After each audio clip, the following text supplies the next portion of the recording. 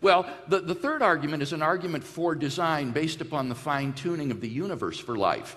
And it goes something like this. Premise one, the fine-tuning of the universe for intelligent life is due to either physical necessity, chance, or design.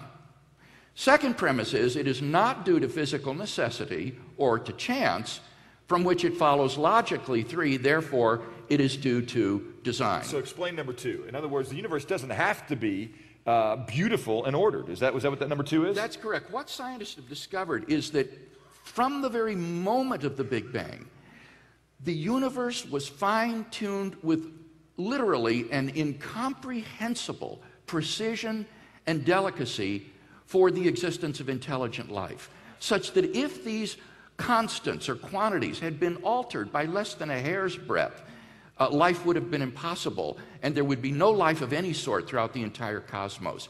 And the question is, how do you best explain this appearance of design? Well, physical necessity would say the universe has to be that way. It must be finely tuned. But that is extraordinarily implausible because you see these finely tuned constants and quantities that we're talking about are independent of the laws of nature. They are not determined by nature's laws. They're just arbitrarily put in at the beginning, inexplicably. So they're not physically necessary.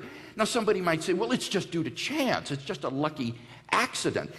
But the problem with that alternative is that it has no appreciation of the fantastic odds that we're talking about here. For example, if the subatomic weak force had been altered by as little as 1 part out of 10 to the 100th power, that's 10 followed by 100 zeros, the universe would not have been life-permitting. And there are a dozen or more of these kinds of constants and quantities, all of which have to fall into this exquisitely narrow range of life-permitting values in order for the universe to be life-permitting. So that the idea that this happened just by chance is just infinitesimally probable. In fact, I think non-believing statisticians and philosophers have said there hasn't been enough time in that 13.7 billion years for that type of chance to bring about the kind of order that we're seeing. Right. I mean, to give you an idea of the numbers we're talking about, there have been only around 10 to the 17th power seconds in the history of the universe. And now we're talking about odds like 1 out of 10 to the 100th power. And this is just one parameter, and there are, as I say, many of them. So in this conversation, the argument from order is what you think is one of the strongest arguments for the existence of an intelligent designer of some kind. Yes, and it's not just I who think this. This is something that has become really all the rage in current cosmology, that this subject of the fine-tuning of the universe, and scientists are baffled by this, and those who want to resist design as the best explanation are frankly adopting fantastic metaphysical hypotheses to avoid this. Well, one of the things they've come to is they say, okay, our universe isn't old enough to explain this, so they go to the multi-universe theory. Exactly. And explain the multi-universe theory very quickly. Okay, the idea here is basically this. If the odds are too small that in one throw of the dice you would get a certain result, then what you postulate is many throws of the dice. The more times you throw the dice, the better your odds of getting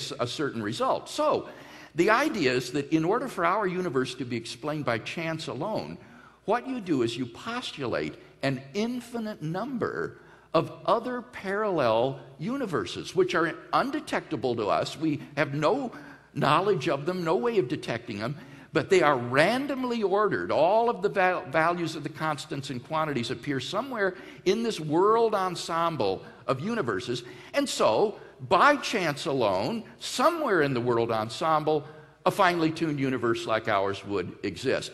And I think it is a compliment to the power of this design argument that otherwise sober scientists would resort to metaphysical hypotheses of this sort simply in order to avoid a divine design.